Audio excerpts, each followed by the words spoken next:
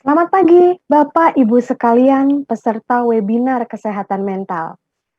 Semoga pada pagi hari ini kita semua dalam keadaan yang sehat dan berbahagia. Saya ingin menyapa terlebih dahulu rekan-rekan nakes, tenaga kesehatan, tenaga pendukung penanganan COVID-19, serta rekan lain yang sudah bergabung pada pagi hari ini. Terima kasih rekan-rekan sudah meluangkan waktu untuk mengikuti webinar yang penuh dengan edukasi dari beberapa ahli yang sudah pakar di bidangnya masing-masing. Perkenalkan, nama saya Indah dari Pion Clinician. Pion Clinician merupakan biro psikologi yang terletak di Jakarta dengan misi untuk memberikan intervensi dan bantuan yang terpersonalisasi sesuai kebutuhan individu dan keluarga. Webinar ini diselenggarakan oleh Allianz melalui Yayasan Allianz Peduli, bekerja sama dengan Pion Clinician dan didukung oleh aplikasi D2D atau Doctor to Doctor. Yayasan Allianz Peduli adalah sebuah lembaga yang menjalankan tanggung jawab sosial kepada masyarakat dari Allianz Indonesia dan bergerak sebagai tulang punggung kegiatan CSR Allianz Indonesia yang berlandaskan kepada 4 pilar, yaitu pendidikan, kesehatan, pemberdayaan ekonomi, serta lingkungan dan penanggulangan bencana.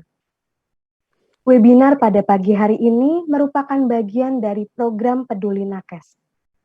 Program Peduli Nakes diinisiasi sebagai wujud dukungan Allianz melalui Yayasan Allianz Peduli bagi tenaga kesehatan, tenaga pendukung penanganan COVID-19, serta keluarga yang sudah berjuang sebagai garda terdepan penanganan pandemi.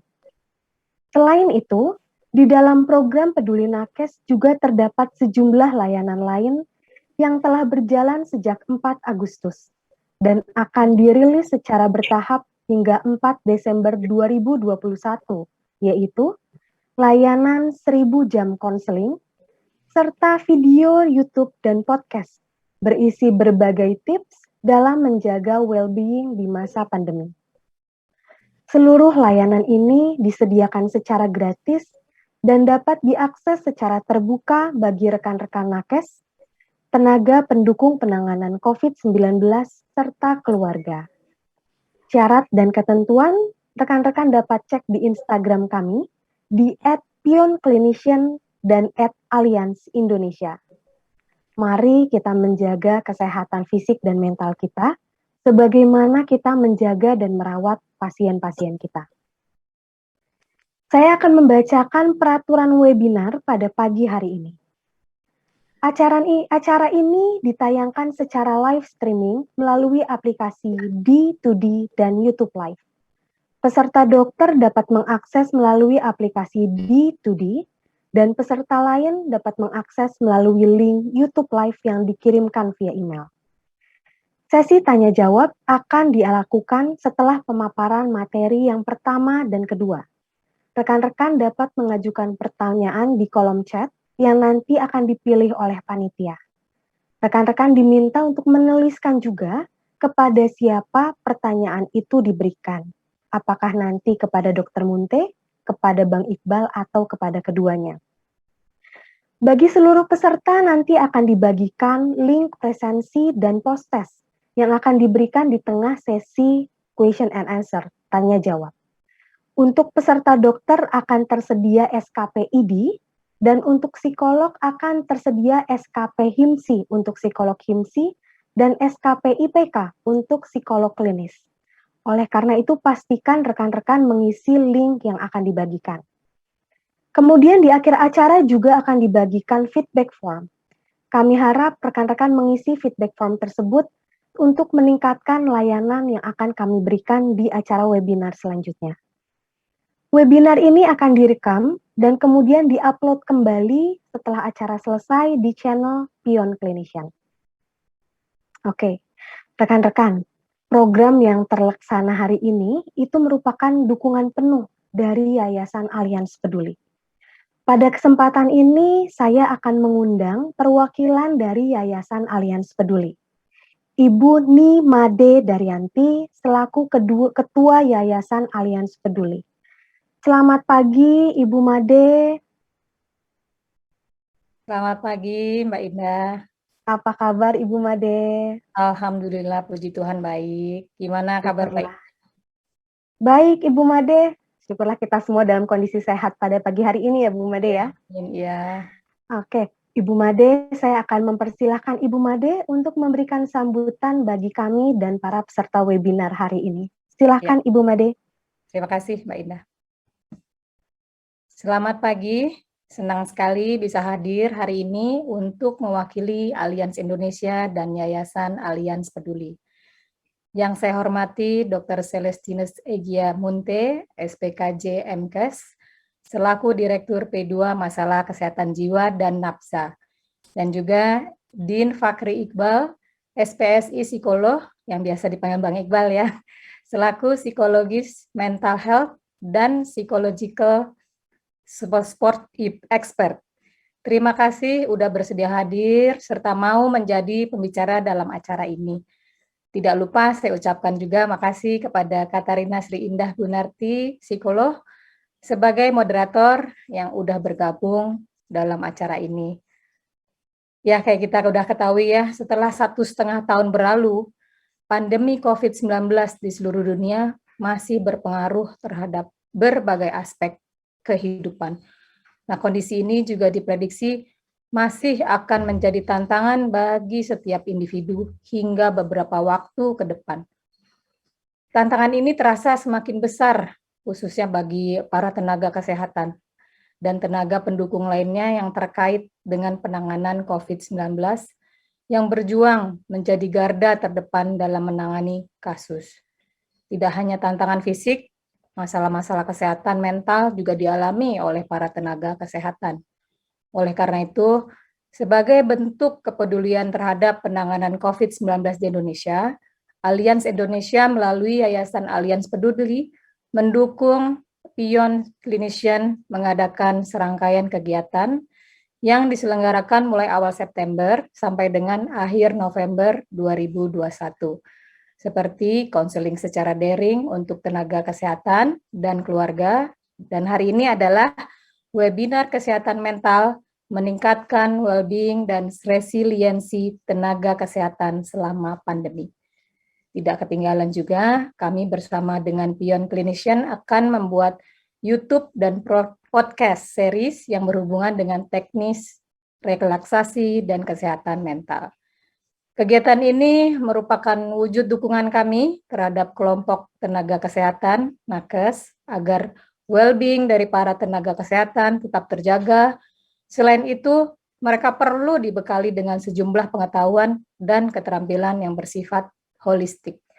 Hal ini merupakan bagian dari komitmen besar kami dalam mendukung penanganan COVID-19 ke masyarakat luas, yang juga sejalan dengan tujuan Alians Indonesia untuk menyatukan langkah dan tekad untuk bersama-sama bangkit dari pandemi COVID-19. Melalui Yayasan Alians Peduli, Alians Indonesia terus berkomitmen untuk menjalankan berbagai program CSR sesuai dengan 4 pilarnya, yang tadi Mbak Ida sudah sebutkan, yaitu pendidikan, pemberdayaan ekonomi, kesehatan, serta lingkungan dan bencana alam, sehingga dapat memberikan manfaat bagi masyarakat secara luas. Akhir kata, kami berharap melalui kegiatan ini, Alians dapat terus memberikan ketenangan pikiran dan perlindungan kepada lebih banyak masyarakat Indonesia, terutama di masa yang menantang ini. Terima kasih. Terima kasih Ibu Made, luar biasa sekali komitmen Alians nih melalui Yayasan Alians Peduli untuk masyarakat Indonesia dan juga kepada seluruh tenaga kesehatan yang sudah berjuang di garda terdepan.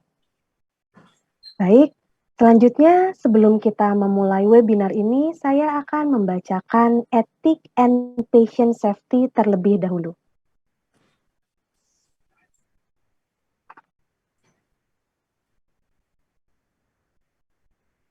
Pelembagaan Etika, Disiplin, dan Hukum Kedokteran di Indonesia, Etika MKEKID, Majelis Kehormatan Etika Rumah Sakit Indonesia, serta Komite Etika dan Hukum, serta Subkomite Etik Komite Medik di Rumah Sakit.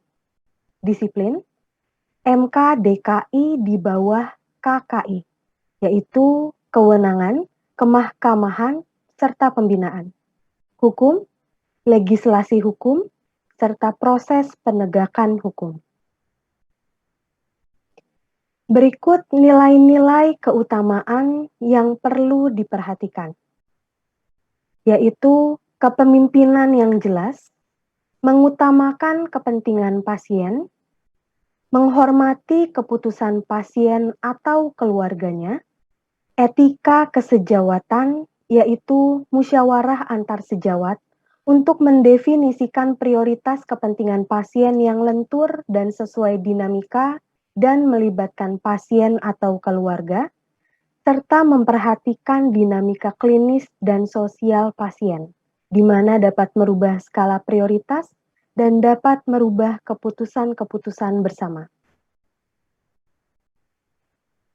Dokter wajib berpegang pada Kodeki atau Kode Etik Kedokteran Indonesia yang materinya dapat diunduh pada layar berikut. Setiap rumah sakit wajib menerapkan standar keselamatan pasien yang meliputi hak pasien, mendidik pasien dan keluarga, keselamatan pasien dalam kesinambungan pelayanan, penggunaan metode peningkatan kinerja untuk melakukan evaluasi dan program peningkatan keselamatan pasien, peran kepemimpinan dalam meningkatkan keselamatan pasien, mendidik staf tentang keselamatan pasien, dan komunikasi merupakan kunci bagi staf untuk mencapai keselamatan pasien. Terdapat 6 sasaran keselamatan pasien. 1. Ketepatan identifikasi pasien. 2. Peningkatan komunikasi yang efektif. 3. Peningkatan keamanan obat yang perlu diwaspadai. 4. Kepastian tepat lokasi, tepat prosedur, dan tepat pasien operasi. 5. Pengurangan resiko infeksi terkait pelayanan kesehatan. 6. Pengurangan resiko pasien jatuh. Baik, itu tadi adalah dari kode etik untuk kedokteran dari Ikatan Dokter Indonesia. Sekarang saya akan memperkenalkan nih topik webinar yang akan kita selenggarakan pada pagi hari ini. Topik webinar pada pagi hari ini adalah meningkatkan well-being dan resiliensi tenaga kesehatan selama pandemi. Sudah 1,5 tahun, bahkan mungkin hampir 2 tahun kita semua mengalami pandemi COVID-19. Pastinya berbagai tantangan kita alami nih. Bukan hanya kita, tapi juga seluruh individu di seluruh dunia. Kesulitan dan tantangan terutama dihadapi oleh para tenaga medis, tenaga pendukung lainnya yang sudah berjuang di garda terdepan untuk penanganan pandemi. Tidak hanya masalah fisik, tapi juga masalah mental sudah kita alami sebagai mungkin tenaga medis dan tenaga pendukung lainnya. Berbicara tentang masalah mental bukanlah sesuatu yang mudah untuk kita pahami dan hadapi, tapi itu adalah sesuatu yang sangat penting untuk menjaga keberdayaan diri kita. Karena itu pada webinar pagi hari ini kita akan mendiskusikan kira-kira cara apa yang bisa kita lakukan untuk mengelola diri dan pekerjaan, serta hal-hal yang dapat kita pelajari dari pandemi untuk bisa merencanakan sistem layanan kesehatan yang lebih adaptif dan sustainable di masa depan, sesuai dengan kebutuhan kita selama ini. Untuk membahas topik-topik yang menarik tersebut, sangat dirasakan saat ini, kami telah mengundang narasumber yang sudah ahli di bidangnya, sudah pakar di bidangnya. Telah bergabung bersama kita pada pagi hari ini, Dr. Celestinus Egiamunte, SPKJ MKes, atau hangat kita sapa Dr. Munte. Beliau adalah Direktur P2 Masalah Kesehatan Jiwa dan Nafsa dari Kementerian Kesehatan RI. Selamat pagi, Dokter Munte. Selamat pagi, Mbak Katarina. Apa kabar, Dokter Munte? Sehat, bahagia. Salam sehat untuk semuanya. Sehat dan bahagia, dokter ya? Iya. Baik, dokter terima kasih sudah meluangkan waktunya di tengah kesibukannya pada pagi hari ini ya, dok ya. Selanjutnya, narasumber kedua kita adalah Bapak Din Fahri Iqbal, SPSI Psikolog, atau kita hangat sapa dengan Bang Iqbal. Bang Iqbal adalah seorang psikolog dan psikososial support expert. Bang Iqbal, selamat pagi. Selamat pagi, Kakak Katrina. Apa kabarnya nih? Sehat, Apa kabar, sehat. Bang Iqbal? Sehat, baik, bahagia juga, iya, walaupun ada sedih-sedihnya ya. Kiri kanan biasalah ya, masih banyak yang ini. Betul, jadi dalam kondisi sehat dan bahagia ya, Bang Iqbal ya. Bang Iqbal, terima kasih nih sudah meluangkan waktunya untuk bersama-sama kita berbagi di dalam webinar pada pagi hari ini. Sama-sama. Oke, rekan-rekan. Jadi pada webinar pada pagi hari ini kita akan membaginya ke dalam 2 sesi. Sesi pertama, materi akan disampaikan oleh Dr. Munte untuk membahas mengenai gambaran kondisi kesehatan mental nakes di lapangan dan pembelajaran yang diperoleh dari penanganan COVID-19 mengenai pentingnya integrasi layanan kesehatan fisik dan mental bagi pasien. Sesi kedua akan dibawakan oleh Bang Iqbal tentang strategi untuk menjaga kesehatan mental nakes dan keterampilan layanan telekonsultasi sebagai opsi layanan kesehatan di masa depan. Kedua topik ini sangat menarik dan kita rasakan. Karena itu diharapkan rekan-rekan bisa stay tune sampai akhir acara webinar sehingga kita bisa mendapatkan manfaat dari webinar ini. Baik, kita akan langsung melanjutkan ke sesi pertama dari webinar pada pagi hari ini. Sesi pertama akan dibawakan oleh Dr. Munte, Dr. Celestinus Egia Munte, SPKJ MKes, atau kita sapa dengan Dr. Munte. Oke. Dr. Munte adalah seorang dokter kesehatan jiwa atau psikiater yang saat ini bertugas sebagai Direktur P2 Masalah Kesehatan Jiwa dan Nafsa Kementerian Kesehatan Republik Indonesia. Sebelumnya, beliau sudah sempat bertugas di berbagai fasilitas layanan kesehatan di Indonesia, sempat di Puskesmas Padang Guci, Rumah Sakit Kustas Kanala, Dinkes Provinsi Bengkulu, Rumah Sakit Dr. RD Kandau, dan terakhir menjabat sebagai Direktur RSUP Dr. J. Leimena. Mungkin rekan-rekan dokter yang pernah ada di rumah sakit tersebut sudah kenal nih dengan Dr. Munte. Dr. Munte juga sudah pernah memperoleh tanda kehormatan Satya Lacana Karya Satya. Hebat banget nih, jadi pengalamannya Dr. Munte dalam menangani, melihat kondisi lapangan dan melihat kondisi kejiwaan para nakes dan tenaga COVID sudah tidak diragukan lagi. Baik, tanpa berpanjang waktu, saya akan persilahkan Dr. Munte untuk memberikan sambutan dan juga untuk memberikan materi kepada kita. Kepada Dr. Munte, saya persilahkan. Baik, terima kasih Mbak Katrina. Assalamualaikum warahmatullahi wabarakatuh. Salam sejahtera, Om Swastiastu, Namo Buddhaya, salam kebajikan. Selamat pagi bagi hadirin sekalian. Saya sapa dengan hormat Mbak Katarina, Ibu Nimade Daryanti, Bapak Dian Fahri Iqbal, dan semua peserta yang hadir dalam acara webinar pada pagi hari ini. Pertama-tama mari kita mengucapkan syukur kepada Tuhan Yang Maha Esa bahwa pada hari ini kita masih diberikan kesempatan untuk menghadiri acara yang bertemakan meningkatkan well-being dan resiliensi tenaga kesehatan selama masa pandemi tenaga kesehatan. Semoga di masa pandemi ini yang perlu kita perhatikan, yang menjadi garda terakhir kita untuk mengatasi pandemi adalah para tenaga kesehatan kita yang kita paparkan terus-menerus dengan permasalahan COVID-19.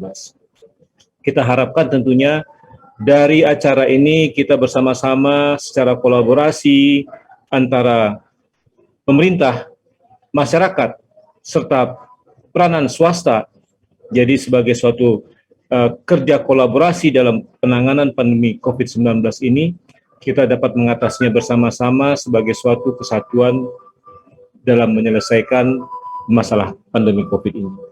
Dan saya tidak berpanjang waktu, Mbak Katarina, apakah bisa di-share bahannya untuk slide-nya? Baik, Dr. Munteh, mohon ditunggu.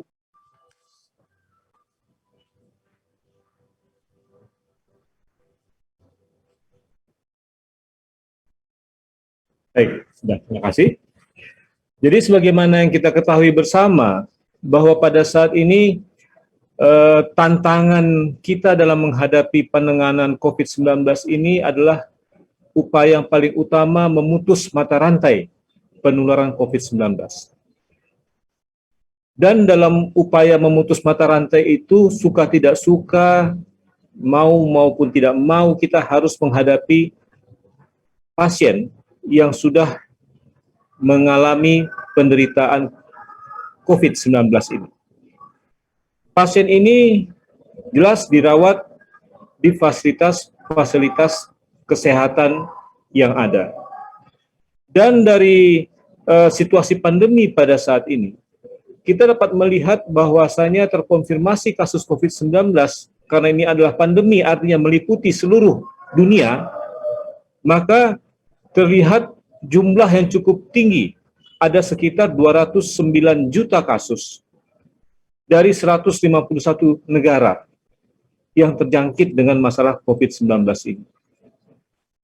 Dan 5 kasus tertinggi di negara yang di dunia, itu ada urutan pertama di Amerika, kemudian disusul India, Brazil, Rusia, dan Prancis. Ini adalah awal-awal pada saat COVID itu mulai masuk dan kemudian menjadi permasalahan di seluruh dunia. Slide.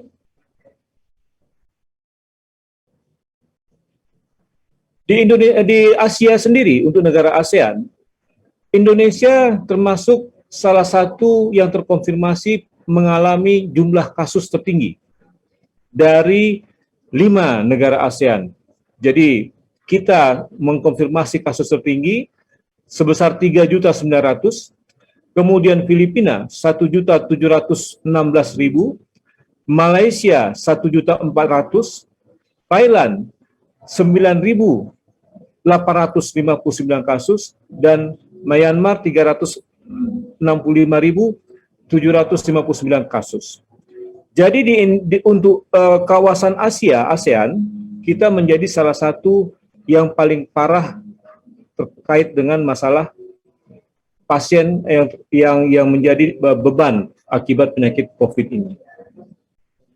Dan untuk kasus yang terkonfirmasi 3.900 ini, kita mendapatkan yang meninggal akibat COVID sejumlah 122.633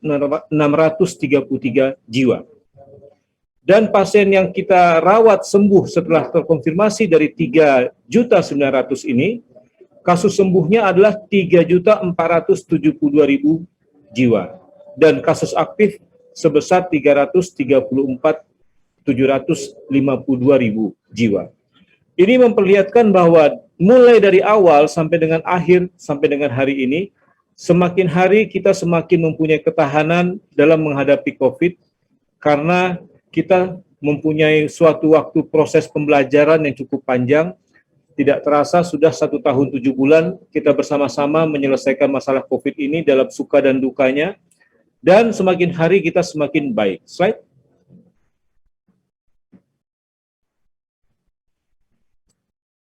Dalam upaya memutuskan mata rantai penularan COVID-19 ini, kita menetapkan upaya untuk menimbulkan suatu herd immunity, jadi imunitas kelompok, agar kita semakin tahan dalam menghadapi virus COVID-19 yang pasti masih ada.